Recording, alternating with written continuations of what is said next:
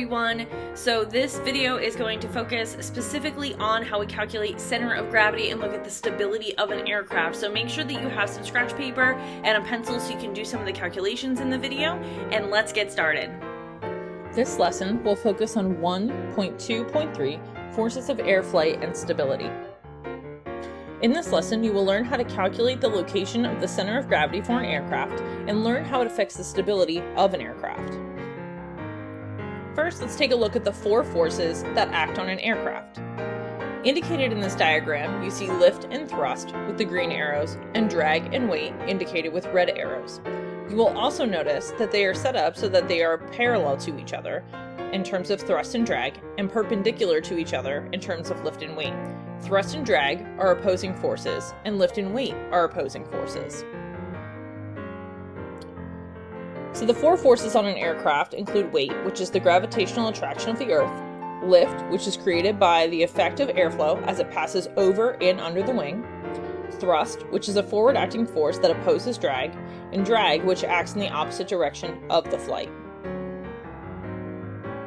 So, as you know from Principles of Engineering, force is a vector quantity. And a vector quantity is a quantity that has both magnitude and direction, and it's represented by arrows.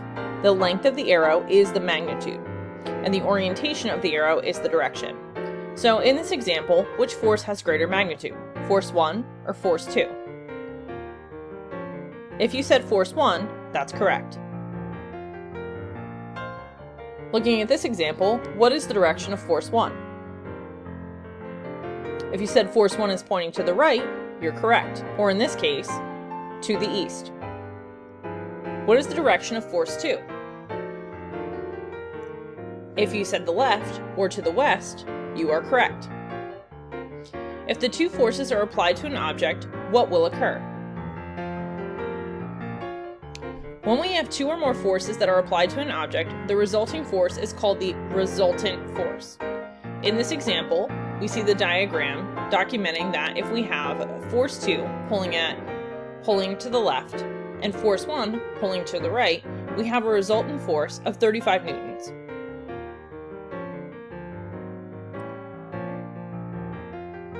So let's look at this sample. What is the resultant force? Force 2 is pulling to the left at 465 newtons, and force 1 is pulling to the right at 465 newtons. The resultant force is 0. When opposing forces have the same magnitude and opposite directions, the resultant is 0 and the object is in what we would call static equilibrium. So what forces will the aircraft need to move from position A to position B? Well, we're going to need a force applied in the forward direction of movement. This would be thrust. So thrust is again the forward-acting force which opposes drag and propels the aircraft through the air. Thrust would have to be applied to the aircraft to get it to move from point A to point B.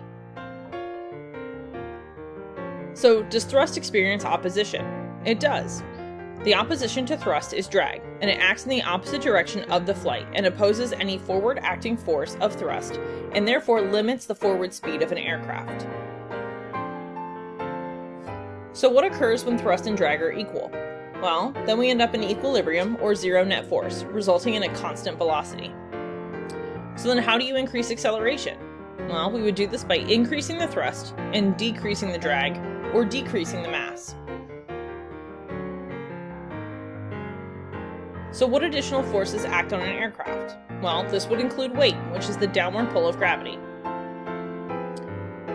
This comes into play with the center of gravity, as the center of gravity must be located within a manufacturer's determined range. If the center of gravity is inside the range, then we can control the aircraft. If the center of gravity is outside of the range, then the aircraft becomes unsafe. All of this must be calculated and adjusted before pre-flight. So in order to find the center of gravity, we often use a stable reference point, and that is the datum, which is at the front face of the firewall. The total weight on board and its location is calculated. So let's take a look at what weight compromises an aircraft. So before we dive into that, let's take a quick review of moment. Moment is something that you definitely looked at in Principles of Engineering, but remember that moment is equal to force or distance. And distance, abbreviated as the lowercase d, is called the moment arm. It must be measured perpendicular to the line of action of the force. So now let's take a look. In this image, we have our datum at the front face of the firewall, which is this line right here. If we have the empty weight of the plane, as well as the distance arm, we can then calculate what the moment is for that. We can then get a total weight and a total moment. It looks something like this. So we use the moment formula to calculate all of these values and get our total moment as well as our total weight. So what are we going to do with these numbers? Well, we need to track these numbers using this envelope graph. This envelope graph is a standard piece of information that's used by pilots to determine if they have too much weight on their plane. So, looking at this, we have the loaded airplane moment, so the total amount, which is then plotted. And then we have the loaded airplane weight, which is then plotted. So now that we've plotted this on the graph, can we determine if this plane is safe to fly? Technically, yes, the plane is safe to fly, but just barely. Realistically, we would want this datum point to be solidly inside of the envelope. So what forces act on an aircraft to ensure flight? Well, we have lift, which is the force that is created by the effective airflow as it passes over and under the wing. And what occurs when lift and weight are equal? Well, again, we get equilibrium and will result in the flight at the same attitude, so climbing, descending, or level flight. So how do we create lift? Well, we create lift by using something called an airfoil. Airfoils have a curved shape to direct airflow. An air movement over and under an aircraft wing creates a pressure difference on the upper and lower wing surfaces. The image to the right demonstrates a few different airfoil shapes. Depending on the shape of the airfoil, depends on how much lift is created. So again, air movement over and under the aircraft airfoil creates that pressure difference on the upper and lower airfoil surfaces. The lift force is used to oppose the weight in straight and level flight. The lift force is also used to turn an aircraft when an aircraft rolls. So we have some different types of lift. So let's take a look at lift deflection. This deals with Newton's third law of motion. For every action, there's an equal and opposite reaction. For all of my Hamilton nerds, you just read that differently. Downward deflected air produces an upward reaction force. This means that with the relative airflow direction change hitting the airfoil, we then get a vector composed of vertical and horizontal moment right here. It's deflected downward, and then lift is the reaction vector that occurs from this change. So now let's take a look at Bernoulli's principle. Bernoulli's principle deals with the conservation of energy. Energy in a system remains the same. As a component increases, another decreases to maintain the same level of energy. So, what we're looking at in this image is that as fluid enters the tube, the cross-section is smaller, so the fluid velocity increases and the pressure decreases to compensate. The fluid then expands, and it therefore becomes the same pressure and velocity on the output. Now let's take a look at the Coanda effect. Fluid flow is pulled toward the solid surface or the airfoil.